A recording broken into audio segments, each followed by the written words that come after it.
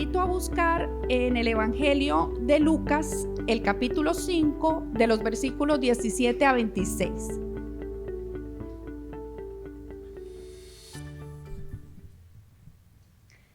Lucas 5, del 17 al 26, dice así: Y un día que él estaba enseñando, había allí sentados algunos fariseos y maestros de la ley que habían venido de todas las aldeas de Galilea y Judea y de Jerusalén, y el poder del Señor estaba con él para sanar.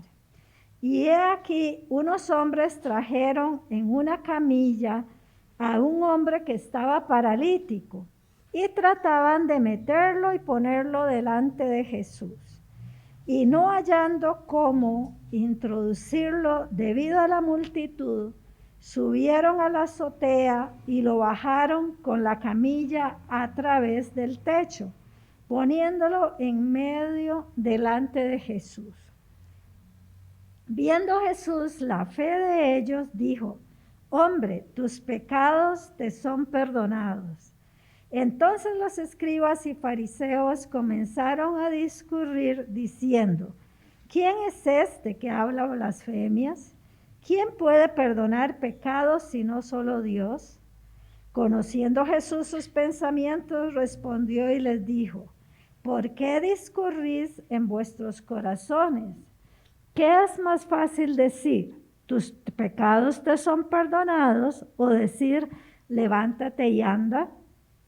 Pues para que sepáis que el Hijo del Hombre tiene autoridad en la tierra para perdonar pecados, dijo al paralítico: a ti te digo, levántate, toma tu camilla y vete a tu casa.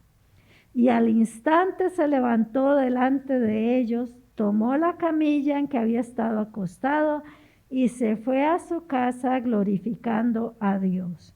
Y el asombro se apoderó de todos y glorificaban a Dios y se llenaron de temor diciendo: hoy hemos visto cosas extraordinarias. Amén. Gracias, doña Ninfa. Oremos. Padre Celestial, en esta mañana te glorificamos, Señor, te bendecimos porque una vez más nos permites acercarnos a tu palabra con ojos nuevos, Señor, y un corazón dispuesto para que nos enseñes, nos hables y transformes, Señor, nuestra vida de tal manera que seamos más parecidos a Jesús. Te bendecimos por estar juntos y por este tiempo que compartimos en el nombre de Jesús. Amén. ¿Qué escena? Está Jesús, como leíamos, en este lugar abarrotado de gente. No había pandemia, efectivamente, ¿verdad? Estaban como estábamos nosotros antes, muy abarrotados, muy cerca unos encima de otros. Jesús era un maestro que atraía a mucha gente porque aún los mismos fariseos decían que predicaba con algo un poquito distinto, que era autoridad. Sí, cuando Jesús hablaba parece que la gente tenía mucha curiosidad en su corazón y mucho interés de saber lo que este maestro predicaba, y aquella casa estaba abarrotada de gente. Y vienen 4 hombres bastante silenciosos. Yo me imagino que eran 4, no dice que eran 4, dice unos hombres. Yo supongo que por ser una camilla, cada uno tenía una punta de esa camilla, ¿verdad? Como decimos los 3 reyes magos, ¿verdad? Que ni eran reyes ni eran 3. Pero estos hombres que venían cargando la camilla de este persona en discapacidad, como decimos ahora, ¿verdad? Era un hombre que no podía caminar, un discapacitado, y se buscan la manera. No podían entrar por el frente, la gente no se los permitía porque aquella cosa era un aparato grande, era muy aparatoso, y se inventa la manera de romper el techo. Ustedes se imaginan, uno se lo imagina como caricaturesco, pero tuvo que haber caído polvo y piedras y de todo. Aquella cosa tuvo que haber sido bastante estruendosa. Paró el curso normal de la reunión y bajan a este hombre en medio de la reunión. Ahí está Jesús observando esta situación y hace en primer lugar una observación. Jesús está ahí con tanta gente que estaba escuchándolo o hablándole o preguntándole, y él hace una observación llamativa. Dice el texto que Jesús notó la fe de quién. Es interesante que en esta ocasión el que pide la sanidad no es la persona afectada. Ese hombre estaba calladito. Los que se inventaron el asunto fueron estos amigos y dijeron, vamos, donde Jesús. Este hombre estaba en una camilla, estaba a merced de lo que otras personas decidían para él.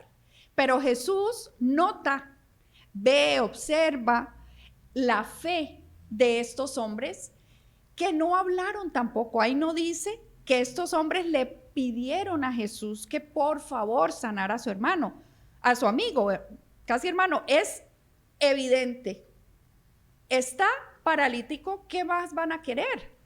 Que lo sane, ¿no? Parecía evidente, pero parece que no lo fue tanto, no lo fue tanto para Jesús.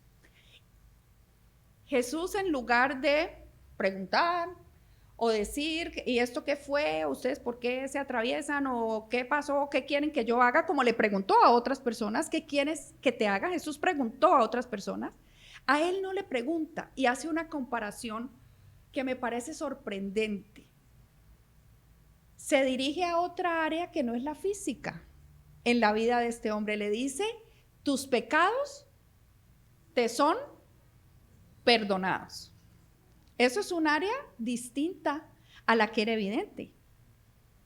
Y conociendo Jesús los pensamientos de los doctores en la ley que estaban interesados siempre en la cascarita que lo hiciera caer, en pensar cómo ponían trampa, y estaban observando esta situación, sintiendo el Señor que estaban preguntando, ¿quién es este para perdonar los pecados? Jesús hace el contraste, dice, bueno, si ustedes piensan que no tengo la autoridad para perdonar pecados, pues además de perdonar pecados, también tengo la potestad de sanarlo, de sanar el cuerpo. ¿Y en qué me interesa este contraste? El perdonar pecados pone a este hombre en la misma condición que todas las personas. ¿Qué somos las personas en últimas? Pecadores que necesitamos de la gracia del Señor. Su parálisis lo había puesto en un campo diferente, ¿no? ¿Verdad? Ser discapacitado siempre ha sido una condición de separación, de aislamiento y de discriminación. Pero Jesús alude a algo que es igual, no lo que es diferente en este hombre, sino lo que es igual a todos los demás. ¿Qué necesitaba ese paralítico? El perdón de sus pecados. Tenía un problema espiritual, tenía una condición espiritual que lo ponía en la misma situación de las demás personas. Ante la duda, y siempre hay duda ante Jesús, viene la sanidad y Jesús hace una declaración que a mí me parece de una contundencia increíble. Primero hace una observación de la fe de estos hombres, de la fe de estas personas que manifiestan esa confianza en el Señor a través de una acción concreta que está cargada de esperanza, que está cargada de confianza, que está cargada de expectación. Tal vez llevando a este amigo a Jesús, él pueda sanarlo. Observa, compara la condición espiritual con la salud física. O sea que la intención de Jesús es mucho más allá, va mucho más allá de lo meramente espiritual. Tiene que ver con la sanidad física e integral y emocional, por supuesto. Ahora vamos a hablar un poquito de eso. Y hace una declaración contundente. Si ustedes piensan que no tengo autoridad, entonces a ti te digo. Ahora sí se dirige al hombre, que no ha dicho nada hasta ese momento, y le dice, levántate, toma tu camilla y vete a tu casa. El Señor tenía autoridad para sanar también el cuerpo de este hombre. Ese sentido de tomar la camilla y andar, quienes han tenido una enfermedad crónica difícil de sobrellevar. Ustedes saben, estuve enferma unos años y pude experimentar, y ustedes fueron una ayuda enorme en esos años de confusión y de dolor físico, y aprendí algo que de otra manera no hubiera aprendido, y es cómo en medio del dolor y la enfermedad vienen temores que uno no tenía antes, vienen dudas, vienen preguntas. Este hombre había estado mucho tiempo en su camilla. ¿Cuánta frustración había tenido que aguantar? ¿Cuánta discriminación? ¿Cuántos estigmas? En el pueblo de Israel estar enfermo era señal de estar o en pecado o fuera de la gracia de Dios. O sea que había un estigma no solamente social, no solamente personal, sino un estigma espiritual, religioso, por el que estaba enfermo. Ya no pensamos tanto así, sin embargo, hay mucha frustración cuando uno está enfermo de no poder hacer ciertas cosas que antes eran naturales, que antes hacíamos fácilmente, de repente se vuelven imposibles. Este hombre no nos dice el pasaje, pero tal vez en algún momento de su vida había podido caminar. ¿Y cómo es de repente el impacto emocional para una persona que de repente no puede caminar, o que no pueda ver, o que no pueda respirar bien?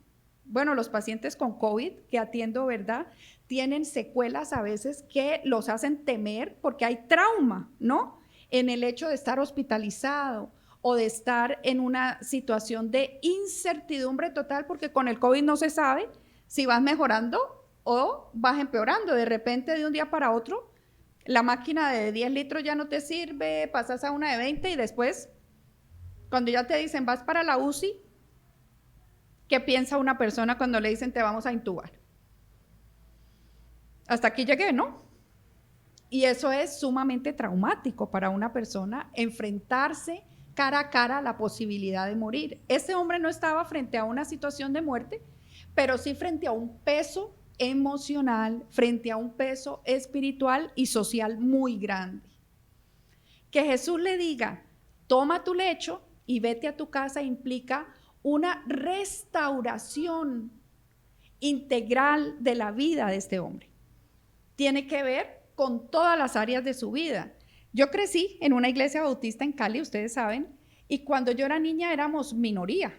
Ser bautista era un poquito raro y había discriminación y todo eso. Y el solo hecho de hablar de la fe era visto de una manera muy extraña, y éramos objeto de mucha estigmatización social y nos ponían sobrenombres y apodos, ¿verdad? Entonces, aquí dicen panderetas, ¿verdad? Es una forma peyorativa de llamar a los evangelios, o aleluyas, ¿no? O nos dicen evangelistas, ¿no?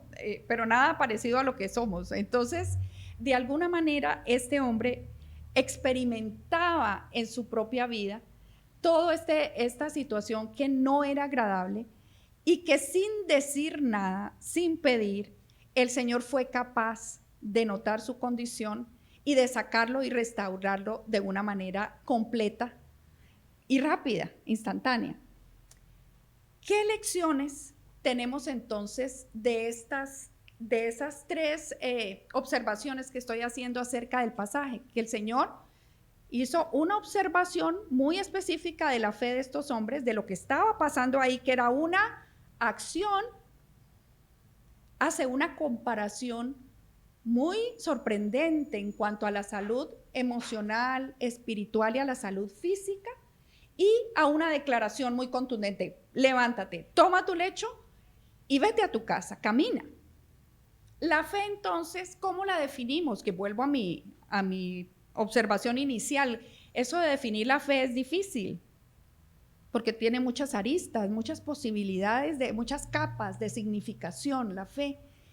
Pero a la luz de esto que estamos viendo en este pasaje, podemos decir que la fe es una confianza interna y profunda que nos moviliza a la acción y a la esperanza.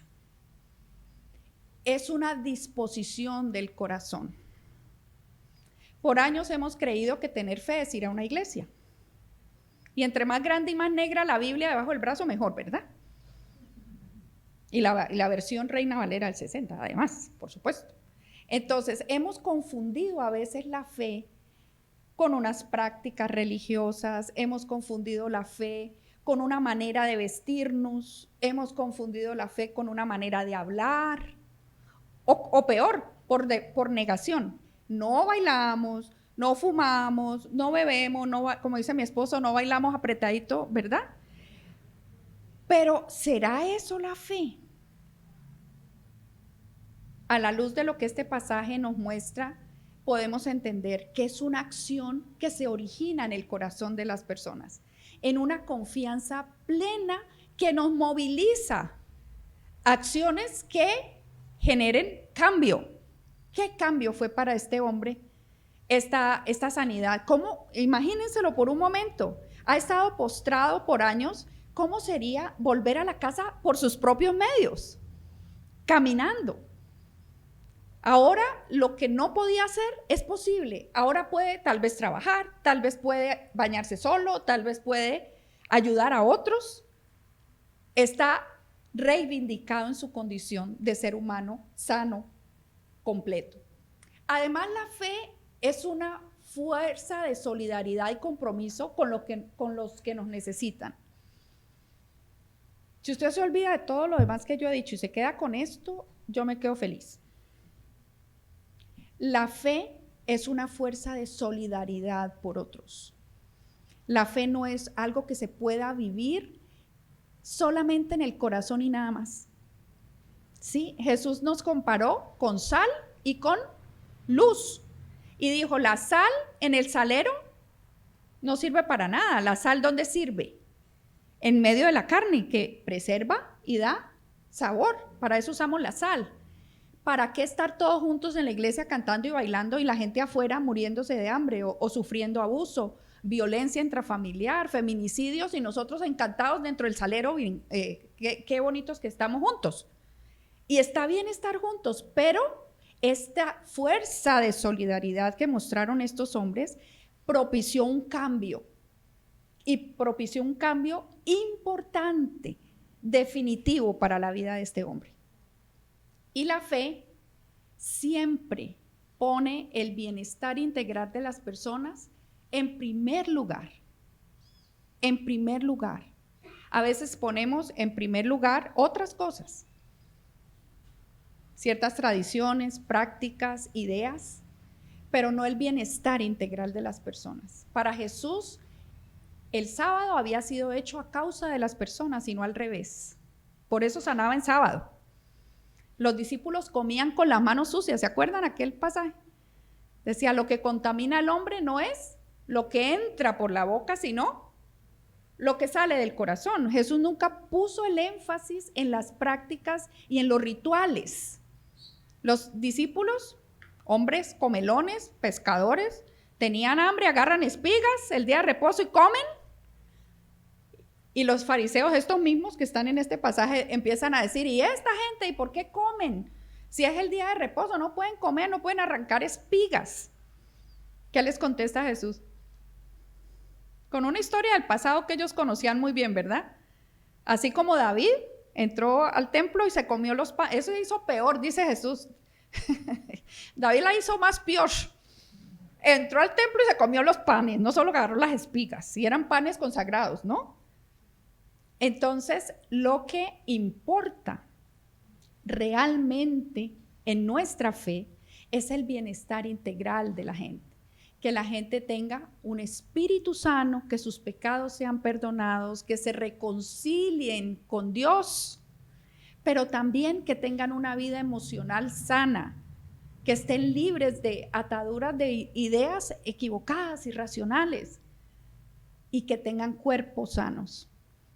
Y razones para este bienestar integral hay muchas, hay muchas. Últimamente hay una corriente enorme. Ustedes se aburre uno en el Instagram viendo propagandas de ejercicio, de dietas, baje peso, no sé qué, el azúcar, el metabolismo. Ya todos somos expertos en carbohidratos, ¿verdad? En cuánta proteína comer y que es el del tamaño de la palma de la mano, una porción y pesamos y todo eso.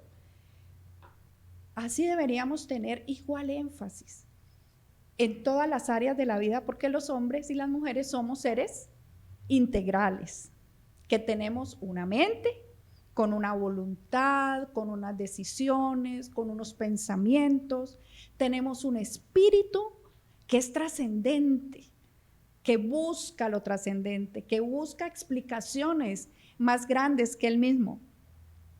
La espiritualidad no está en crisis, está en crisis la iglesia. La gente no quiere ir a la iglesia. Tenemos un gran grupo de gente llamada los deseclesiados, los desafiliados. Hay mucha gente que dice, no, yo sigo creyendo en Dios, pero ya no quiero ir a la iglesia. Sobre todo los muchachos, nuestros jóvenes. ¿Y por qué esto? ¿Qué fue lo que pasó de una generación a otra? Creo que parte de la explicación, no toda, porque ninguna cosa tiene una explicación única, sino que es un fenómeno complejo, con muchos factores, pero una de las razones por la que esto nos está pasando es porque nos hemos olvidado de este principio, de que la fe es mucho más que una declaración. La fe es mucho más que las palabras que decimos. La fe es mucho más que lo que creemos en la cabeza. Tiene que ver con esas acciones que movilizan hacia el bien. Y no el bien nuestro, sino el bien común. Si somos sal y luz, entonces somos personas que preservamos, que damos sabor. Y decía Jesús, una luz no se prende y se mete debajo del armario. Nadie prende una lámpara y la mete debajo del armario porque ahí no sirve, sino que la pone en alto para que alumbre a toda la casa. Entonces, donde estemos nosotros, ese lugar debería ser un lugar más justo, más sano, más cálido, más gentil, con menos conflicto. Entonces, mi invitación, hermanos y hermanas, es a que este pasaje de hoy, esta enseñanza del Evangelio nos inspire a tener una fe activa, una fe vigorosa que nos mueva a la solidaridad, al bienestar integral de nosotros y de la comunidad, y que podamos siempre recordar que el Señor espera de nosotros corazones siempre dispuestos a la esperanza, a la confianza. Las cosas pueden ser mejores gracias a nuestra fe en el Señor Jesús. Que así sea.